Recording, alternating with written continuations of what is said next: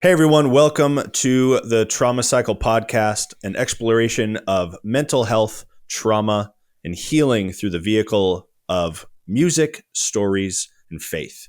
I'm Nick. I'm Derek. Trauma Cycle is an album that I wrote and released to process the trauma that I experienced during the treatments for my stage 4 nasal cancer, which were gruesome and aggressive. Now, I beat the cancer by God's help, and I'm working on beating the PTSD that followed.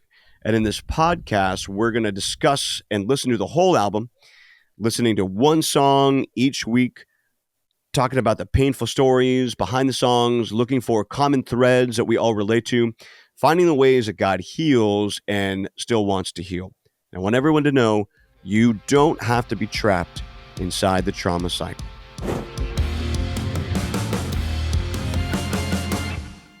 Hey, if you're watching on YouTube, give us a like. And if you're listening on a podcast app, would you leave us a review? That really helps us get the word out for this podcast.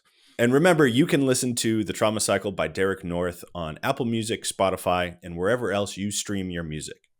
Now, on this first episode, we're going to start right at the top. We're going to listen to the title track of the album, Trauma Cycle. Derek, would you mind telling us a little bit about this song and how it ties into the whole album? Yeah, trauma cycle is a term that I learned when I was diagnosed with PTSD and went to counseling specifically for that. And it's a pattern that can happen in the life of an individual who has suffered traumatic events. And it's sort of a depreciating cycle where there's a trauma that happens, but then the cycle happens after that, where it starts with a trauma trigger, and then you have a physiological response that is unpleasant and chaotic, and then the individual tries to soothe that disquieting feeling with unhelping coping mechanisms, and then the individual goes into a place of shame, disgust, and maybe the individual chose isolating or over drinking or all kinds of unhealthy things. That leads to feeling of shame and self-loathing and such. And then there's another trigger, and then that cycle happens over and over again, and the individual never finds a place of health. And I learned that I was there. I was in that cycle of trauma triggers and physiological responses and unhelping coping mechanisms. And mine was isolation, just to hide under my covers with my phone and disengage with the world and my family. And then immense feeling of shame and guilt and depression and all of these things. And once I learned about the trauma cycle, then I learned how to get out of it. But first I had to be willing to accept the reality that I was trapped inside of it, and it was having hugely detrimental effects on my life. And so this song is me trying to capture the feelings and that moment of realization that I indeed was trapped inside the trauma cycle. Man, that sounds really heavy, and I'm sure a lot of people can relate to that. All right, we're going to watch the Trauma Cycle music video. So if you're on YouTube, you're going to watch it with us. If you're listening on the podcast app, you might want to move over to YouTube so you can watch that with us. Here we go. This is Trauma Cycle.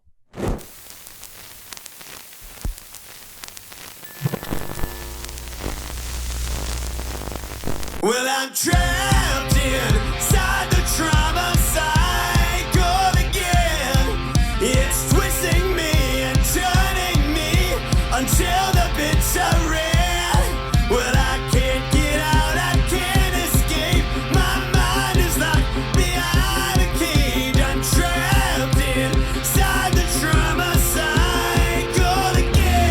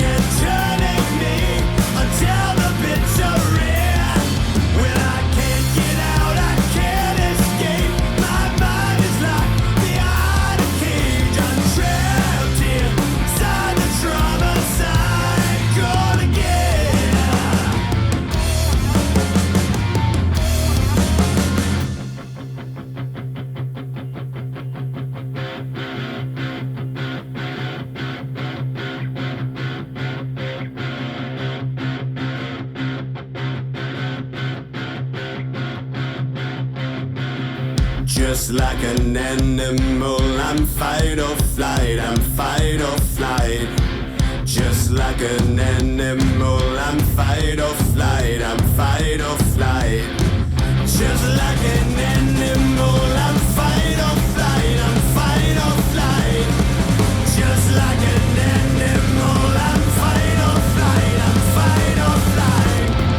Just like an animal, I'm fight or flight, I'm fight or flight.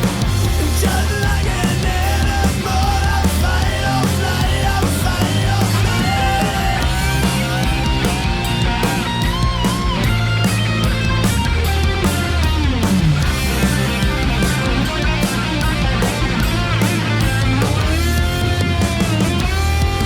When I can't get out, I can't escape. My body's on the arcade. I'm trapped inside the trauma cycle again. Trapped inside the trauma. Trapped inside the trauma. Trapped inside the trauma. Trapped inside the trauma. Trapped inside the trauma. Trapped inside the trauma. Trapped inside the trauma. Ah! Ah! Oh man. Okay, so I have listened to this song so many times because I've been editing the music video. Yeah, And, you like, have. man, it does not get old. I Aw. can say that for a That's fact. awesome. I've been listening to this song pretty much on repeat, like for a month straight now. It does not get old, good sir. Thanks. Yeah. What a marvelous job you've done editing that video. I'm very appreciative. Yeah, I was really just trying to capture the kind of frenetic and chaotic feeling of what your words are describing. You're talking about you're inside the trauma cycle. It's almost like you're kind of in this dryer, you know, like when you see clothes in a dryer, it's just Just tumbling. It's like, where am I? When am Tumbling I? in hot darkness. A hot tumbling in hot darkness. Yes. Yeah, big shout out to our good friend Joel Kirkendall who shot all of that footage Yes. and Joel came over to help me shoot some album art. And I just set up like a photo backdrop in my living room. We just did this in my living room. And we didn't really know what we were going for particularly. We had just sort of a rough idea, but what the images were exactly, and we didn't plan on doing a music video. It was just for the art. And by God's good design, kind of what we call like creative sparks and happy accidents, we took a bunch of good photos, and then Joel kind of stitched them together to make kind of a glitchy reel. And it was so inspiring. You remember I sent those to you. Yeah. It was the red ones too.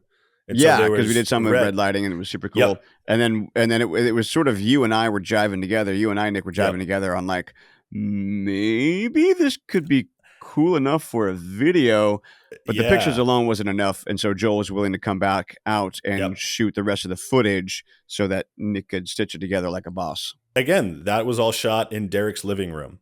Like, let's go. Easy, dude. Like, so simple. Easy. I love it. So simple. I think it turned out great. So thank you again for the opportunity to work on some awesome stuff, man. Let's shift over to talking about the music. The drums are moving in that song. Yeah. Shout out to Pearl's Corsetto playing. Yeah. Pearl killing it on the track, man. When I write a song, I create a scratch track, which, will have like the guitars and the bass and everything. And, part of playing good guitar is to play with a good drummer. And so I wrote a lot of the drum tracks, like on my MIDI keyboard, right? What are the drum fills going to sound like? What's the tone of the kit? These kind of things. And then I give it all to, in this case, Pearl Corsetto. Yep. And then she brings it to life. So she changes things. I try to think like a drummer, but sometimes she's like, you know what? You put that thing in, I don't have that many limbs. Like, that doesn't work. And I'm like, okay. Point taken. You're not the octopus from Little Mermaid. Got it. So she brings it to life and makes things better. I'm sorry. And there are definitely parts in the whole drum part that Pearl changed and elevated it. Yeah. So some of my favorite parts of the song are the bridge into that rise, into the guitar solo, and back into the last chorus. And your voice on this song, man. Can we talk a little bit about, did you have to train your voice? What was that like for this project? Because it's very different from your other projects. Right. I grew up listening to metal and wanting to be in a rock band but my profession is I'm a music pastor at a church, and so it's a very different style of music. Jangly guitars and beautiful and encouraging music. And there's a tonal placement, right? There's a vocal placement for that. Yeah. And this is totally different. And I had to get new guitars and new gear, and I had to, work my voice in that direction. And I know that I can go gritty. I just don't do it a whole lot. And something I'm thankful for is I feel like I have a flexible voice. I can kind of change and fit a lot of tones, I think. Mm. But there were parts of this album on this song, yeah, but more specifically in other songs when there's Yeah. screaming parts that I didn't know how to do at all. Like, not just do without damaging my voice. Like, I didn't know how to do it at all. I didn't know how to make the sound. So I worked for 6-8 months plus in my car, YouTube videos, at home, learning how to scream and trying to channel more of that grit. But I didn't have to balance it between blowing out my throat on some of these recording sessions and then having to roll up to church on Sunday and sound pretty. He can do it all, folks. Yeah. What a beautiful name it is. It's like, there's a place for that. There's a place. I'm saying. A place for I'm that. just saying. I could go with that. I can go with that. It's like, that church hired Gollum to lead worship. Awesome. All right, let's talk about some of the language. One of my favorite lines is "ancient dangers seemingly appear." I just love that line. It feels so like rock culture, right? It fits into the rock culture, right? The mythos. There's these fighting these big ancient enemies. You're making me think of Stonehenge and like Spinal Tap and they called themselves the Druids, and the Stonehenge comes down. Rock. Talk us through some of the lyrics in this, and we can go multiple directions with this, but sure. Ancient Dangers is kind of my starting point. Yeah. Maybe we need to touch on what trauma is so that we can understand that line. Okay. And we said this in our sort of trailer episode 0, that we're not claiming to be any kind of medical professionals. We're just sort of talking about our experiences with these hard things or what I've learned from medical professionals. I'm sort of regurgitating what I learned about trauma and how it reshapes our brain. It changes us really in the thinking centers of who we are. And, I learned about 2 different types of trauma. What they would call big T trauma and little T trauma. And big T trauma would be a significant event, a one-time event more or less, that is so overwhelmingly frightening that your brain doesn't know how to process it. And so it stores it away in a sort of specific memory bank. And that memory is not time-stamped with when the event happened. If we go to a baseball game, well, we store that in a memory bank and it's time stamped. Oh, I went, in spring of 2023 and I saw this Quidditch team play. I don't know. But we store it. We know when it happens. But when a big T trauma happens, it gets stored away because it's so overwhelming. The brain just puts it away in this secret place where it's not time stamped. And little T trauma is another thing where it's small abuses that happen over a long period of time. I think of verbal abuse or emotional abuse and manipulation from a parent to a child. And that is just constantly driving into the child's psyche. And that can shape them in traumatic ways for years and years to come. And again, these things get stored without a timestamp. So a memory that has no timestamp will come back when triggered, when there's something reminds the body, reminds the mind, and it brings it back. But because it's not timestamped, the body thinks it's happening right now. So the trauma right now. So the trauma comes up into the body as if you are mortally in danger. It's like you're being re-traumatized by the original traumatic event. Right.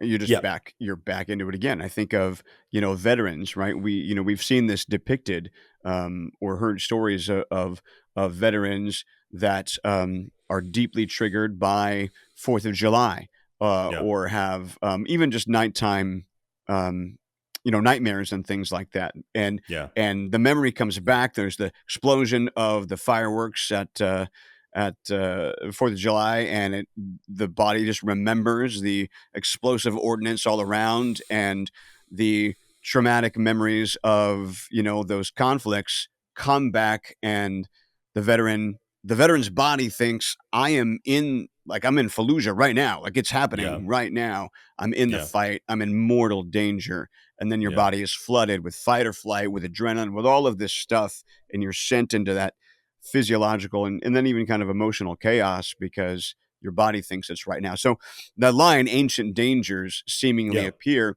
It's my trauma coming out again, and thinking that I have stage 4 cancer right now. I had stage 4 cancer inside of my nose. It's called nasopharyngeal cancer, and because of where it's situated, behind here, like above the throat, like just deep inside the middle of your head.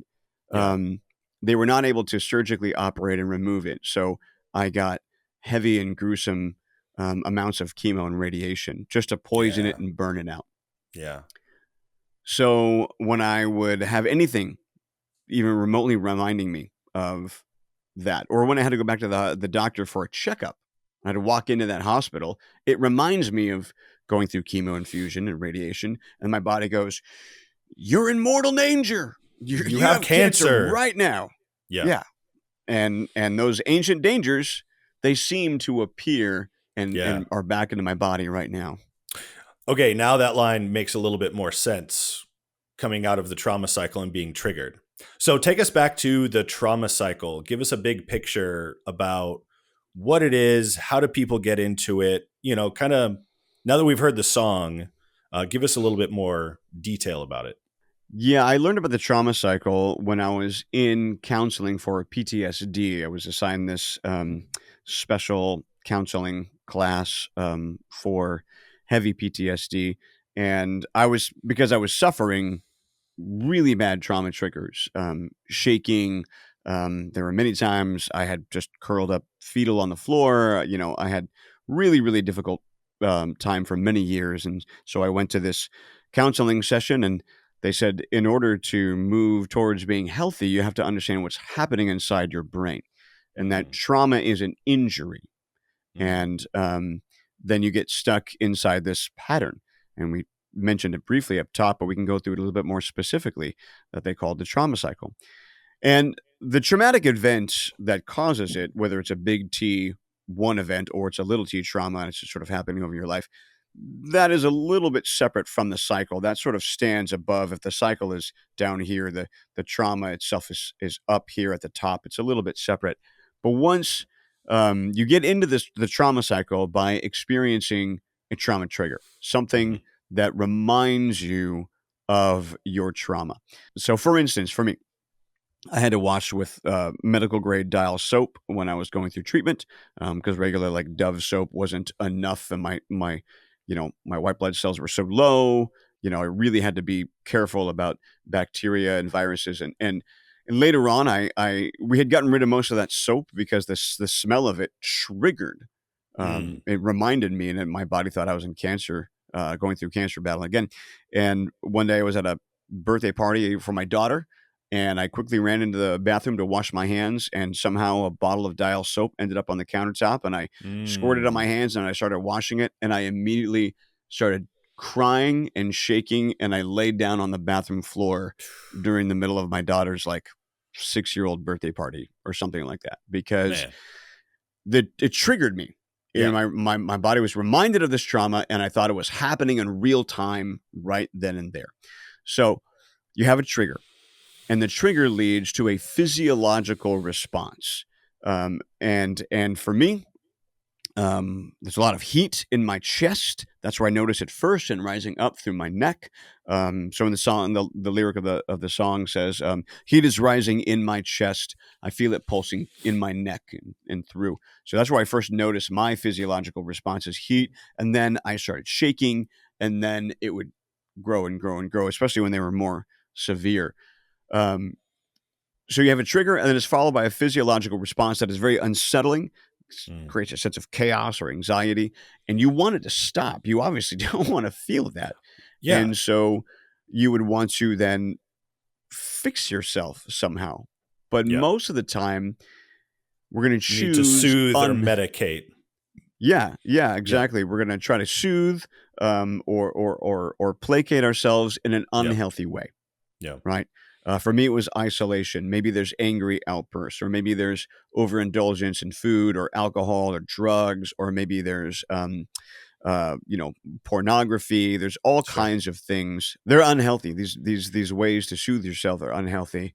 And then when the physiological responses wear off, and you're done with that unhealthy coping mechanism, what you're left with is this immense feeling of shame and regret and guilt, and that turns into self-loathing. What I was going to say of self-harm, like a coping mechanisms of self-harm. Sure.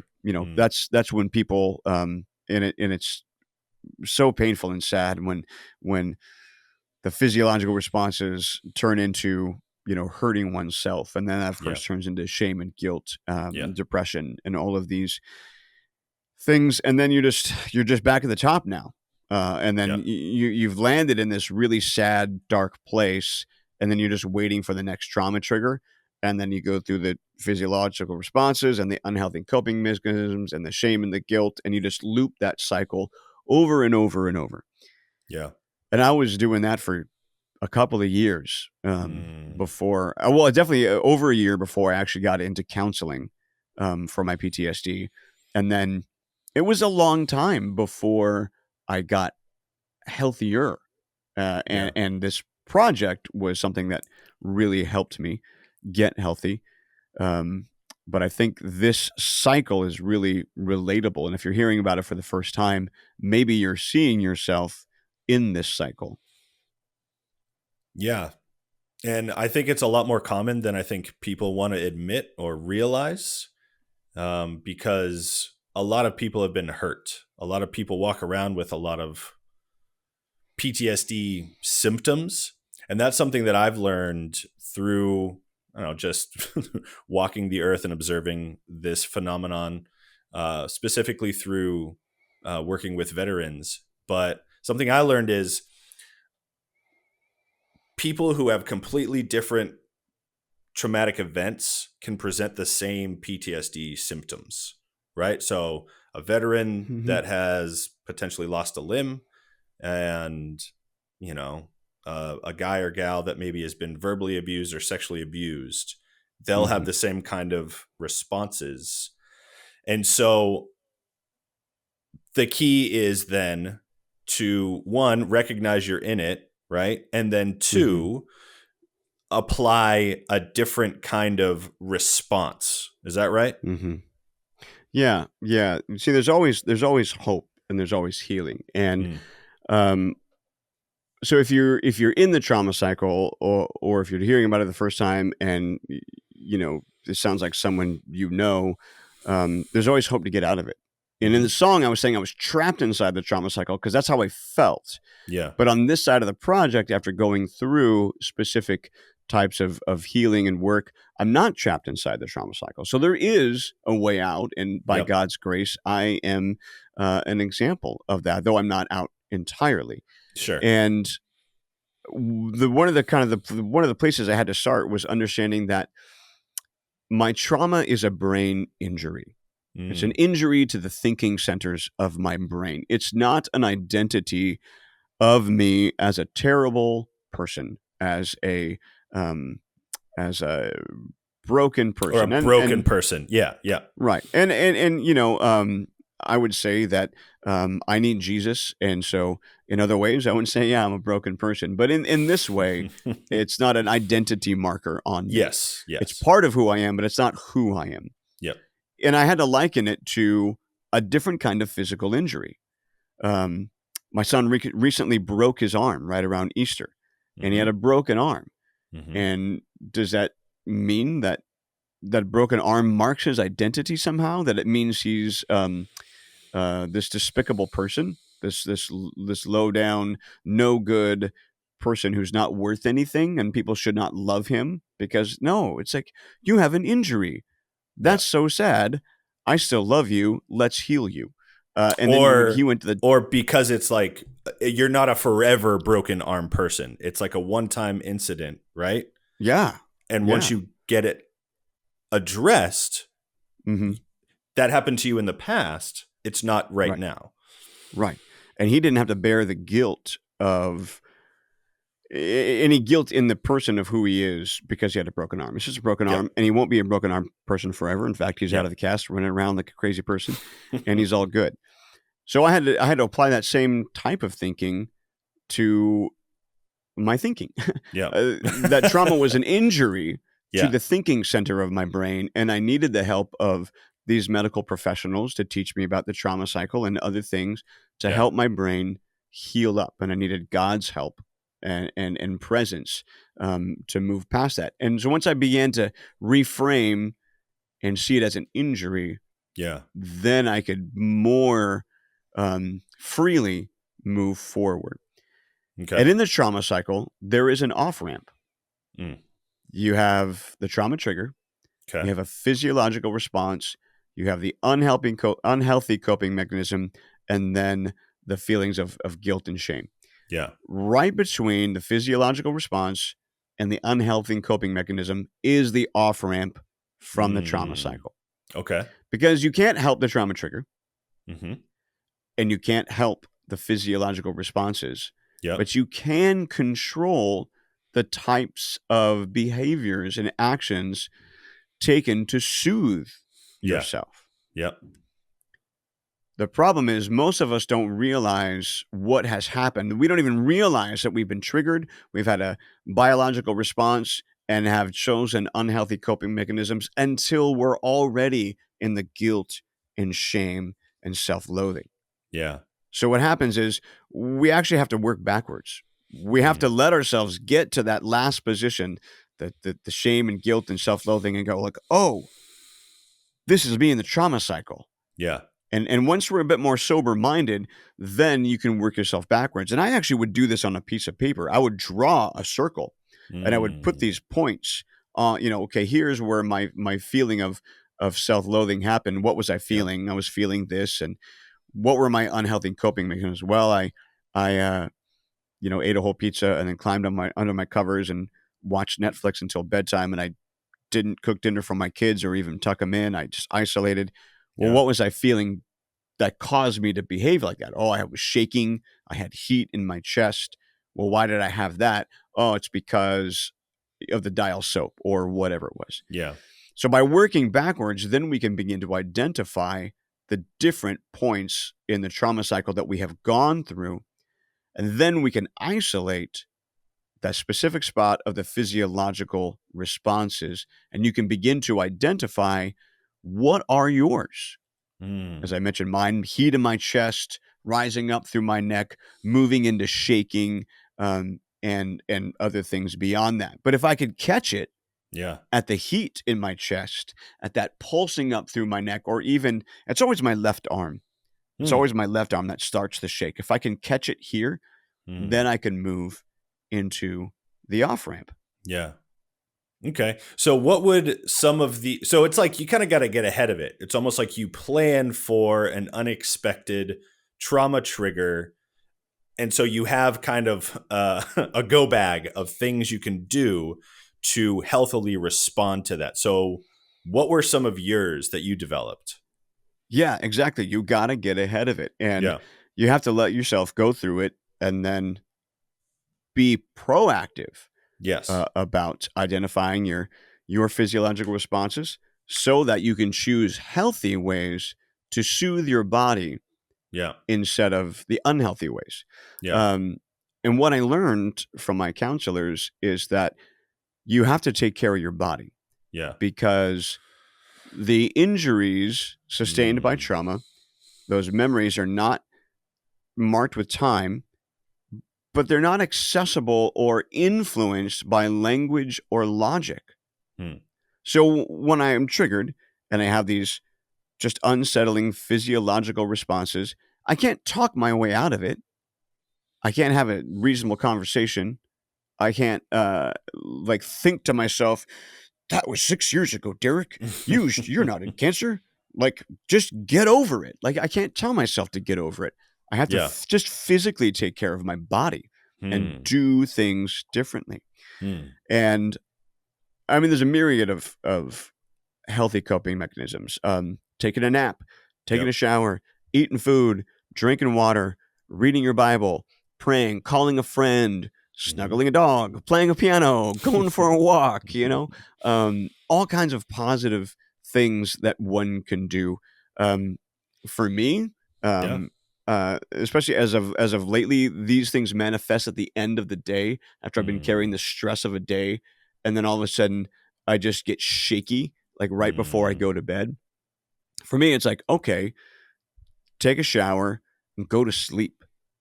Just shut the body down, Yeah. and then I'll wake up better in the morning. And yeah, so like you said, you get a goodie bag. You create a sort of a list, and maybe you even write a list on your phone, or Yep. or keep something handy that you can reference without having to come up with something. If you're flooded in Yeah. that moment, maybe you're not thinking clearly because your body's in this sort of hormonal and emotional chaos. Yeah. Pull out your phone and, hey, my number one is call my good friend Nick. Yep. Great. Boop, boop, boop, boop, call my friend. Hey, my number one is to, take a bath. Hey, my number one is to go grab my dog and just hug my dog, or and then go down the list, Yep. and take care of your body until the body calms. Hmm. And if you do that, then you've exited the trauma cycle and you don't have the unhealthy coping mechanisms that lead into the shame and the guilt and the regret. Now you just moved into a place where you're like, I'm neutral. I'm Yeah. good. Yeah. It's over. The trigger's over. And now I can be at rest. So after working on isolating those places, being proactive, have you found there are times and ways that you don't respond in a triggered way anymore? Like as you practice exiting the trauma cycle, do certain triggers, do they not trigger you as much anymore? Has there been any change? Yes, in my experience, there has been change. Okay. Now, I don't know that I will be done with it for the rest of my life. I am about 6 years out Okay. from my initial diagnoses, and I have seen a reduction in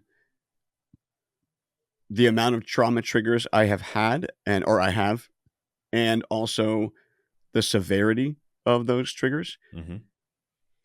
And I have practiced and worked hard at finding the off ramp and Yeah. taking care of my body when I've identified my physiological responses. So those become a warning bell to me. Yeah. Now my brain perks up when I get the heat in my chest and the shaking. Uh-oh, I know what this is. And I can rush to take a shower or, call my wife or whatever it is. Sit down and pray or sing a song. And once I'm clear of the trauma trigger and I'm at a more calm and controlled state, I can actually work on applying logic, language, and time Yeah. to specific trauma memories in order to reshape them in my brain. Yeah. Because, like I said, your traumas are stored without time, and they're in a place that logic and language cannot meet them. That's why the lyric in the song, the pre-choruses, says, find me where the language can't be found, or find me where the logic can't be found, because that's Yeah. where your brain stores them. Yeah. But I worked at trying to put language and logic and time to my trauma memories Yeah. when I was not in crisis. Hmm. And this album for me was a primary way to do that. By writing these lyrics, I'm Yep. putting language Mhm. to all of my memories about chemo and radiation and hearing loss and the physical, destruction that I went through, all of this stuff, and applying logic to it. I'm looking at music project files that are timestamped, with a date. I've recorded logically. I remember writing the lyrics. Logically, I remember recording the guitar tracks and the bass tracks and going through the mixing process, and and then I'm going to timestamp them Mhm. with even looking at the finished product on, say, Apple Music, and it says released 2024. So now these memories would be timestamped Yeah. with a release date. No, that's great that you're able to timestamp it. And this whole project seems to be one big retraining effort and exercise. So that's really great. But I mean, people don't need to write a whole album. They can do simple things. I remember before we were talking about something as simple as retraining your brain about eating eggs. Yeah, eating eggs, right? Yeah, everyone's like, "What are you talking about?" Eating eggs. Eating eggs. So going through cancer for me, I had a lot of food trauma, which sounds kind of funny, but there was a lot of damage done to the inside of my mouth by the radiation and the chemo. I lost my taste buds, and the chemo just removed a lot of the lining on the inside of my mouth, and the back of my throat was sunburn, like a 3rd-degree sunburn, but like on the inside of my throat. And my saliva turned into this thick, smelly goo. That's gross. Ugh. And so I ended up getting a peg tube, a tube in my stomach that I was eating through for the majority of the time. But I was trying to eat for as long as I could. I started treatment early November, and really by mid-December, I was off food entirely. But one of the last things I was eating was eggs, because they're soft and they're smooth and they're easy and they can get down. And we had even found that, getting, totally organic eggs had a stronger taste, and I could taste them longer. So I was eating eggs somewhat deep into my treatment. And then when I was out of treatment and I wanted to start eating again, I wanted to start eating eggs because they're soft and smooth, that I can get them down as my mouth was healing. Yeah. But the smell of the eggs brought back the trauma memory. And it told my body that you're in mortal danger because you have cancer now. But I didn't, because I had survived it. And I love eggs, and I didn't want to give them up. I didn't want Eggs to just are not awesome. be an egg person. Eggs are awesome. Eggs are awesome. And so I went through a season of trying to retrain my brain through what I think is called exposure therapy. And I may not be right about that, but I was exposing myself to the eggs every morning, and I would cook up some eggs. I would stand in the kitchen, I'd cook up some eggs, and I would literally say out loud, "I'm not in danger. I don't have cancer. I'm just making eggs." And I would just repeat that over and over. "I'm not in danger. I don't have cancer. I'm just making eggs. I'm not in danger. I don't have cancer. Just making eggs."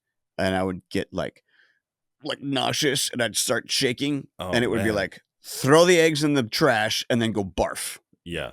And then shake for a while. Ugh. And I probably started crying. Yeah. And then later on, the next day I would go back and make more eggs. I'd make more eggs. And then I got to a point where maybe I wasn't barfing, but I was super nauseous, and I still couldn't eat them. And, I'd let my son eat them or something like that. Yeah. And then weeks went by, and I was doing this daily. Weeks went by, and I wouldn't be nauseous anymore, but I wouldn't eat them. I just leave them in the pan. I would slowly work towards it. And then at some point, I don't even remember when, I could okay, I can try to eat it. And I ate a few bites or whatever. And then eventually I retrained my brain. Yeah. When I wasn't in crisis, I retrained my brain by applying logic and language and time. I'm not in danger. I don't have cancer. I'm just eating eggs. Brain, understand that the smell coming off this skillet does not mean you're in mortal danger. It means you're making a nice high-protein breakfast. Yeah. And now I eat eggs every morning, and I'm totally fine. And I can say that I'm 100% over that particular trauma trigger because I was able to exit the trauma cycle healthily. Yeah. Like when I get triggered. I was triggered every time I cooked the eggs. Yeah. I would vomit. But I chose to take care of my body in a healthy way. Yeah. I didn't, follow the trauma cycle after cooking the eggs. I took the off ramp. I took care of my body, and I chose good coping mechanisms. Yeah. And then when I was not in crisis, I was applying logic and language and time to the sensory input of the eggs and the butter. And I can, with confidence, say I am over that particular trauma trigger. It has been completely reshaped, and I have regained eggs in my life, and I'm happy about it. Eggs have been reclaimed. That's great, man. Eggs have been reclaimed. And that's an example of hope in your story. And I think it is. That is excessive. That is one sliver of hope that I think a lot of people might need to hear, because it might suck. It might suck that PTSD has taken things from you. But when you apply these things, when you're intentional, you can move forward through it and reclaim your life from this thing that might have victimized you, that might have taken something from you. So maybe as we finish off this episode, what would you say to somebody who finds themselves in the trauma cycle and who's having a hard time, maybe breaking out or even accepting that they're in it? I would say that there's always hope, because there's always a way out. And when I was going through it, I was convinced I was trapped. I was convinced that there was no way out. Yeah. I just thought life was going to be like this forever. And maybe you've been in it or know someone who's been in it for years and years and years, decades. Yeah. Maybe this could be someone's whole life. Yeah. And if you've been tumbling around in the darkness and the heat of the dryer, as we said earlier, there's always hope, because every dryer has a door. This funny analogy, every dryer has a door to get out of the trauma cycle. Yeah. And it takes work. Yeah. It's hard work to go backwards through the cycle from being at the point where you're in the self-loathing, you're in the shame and regret, to work backwards, to think through your unhealthy coping mechanisms, and then to work backwards again from there to identify your physiological responses. Mine is heat and shaking, and then let that become a warning sign, an alarm bell in your system, so that when you find yourself with those signals, your body is telling you, hey, I need help. Then you can choose a healthy coping mechanism. Maybe you can access that list of positive things. You can go for a walk. You can pray. You can drink a cup of coffee. You can call your friend. You can pick up your guitar or whatever it is. Yeah. And you can make those healthy off choices to get into the off ramp, to go out through the dryer door. And that exit is always available to you and to everyone, so that you don't have to be trapped inside the trauma cycle. Thank you, Derek, for sharing your stories and your music with us. Hey, everybody, make sure you join us again for the next episode as we continue to listen through and discuss the trauma cycle. Once again, you can listen to The Trauma Cycle by Derek North on Apple Music, Spotify, YouTube, and wherever you stream your music. Thank you to you, Nick, my brother, for all your help on this project. To you and your company, Storycraft Productions. Folks, check out Nick Casucci and Storycraft Productions on YouTube and Instagram. Thanks, D-Rock. And thank you, everyone, for spending time with us. If you know someone that's hurting or could be helped by these discussions and music, why don't you share it with them? Remember, there's always hope. There's always healing. You don't have to be trapped inside the trauma cycle. Well, I'm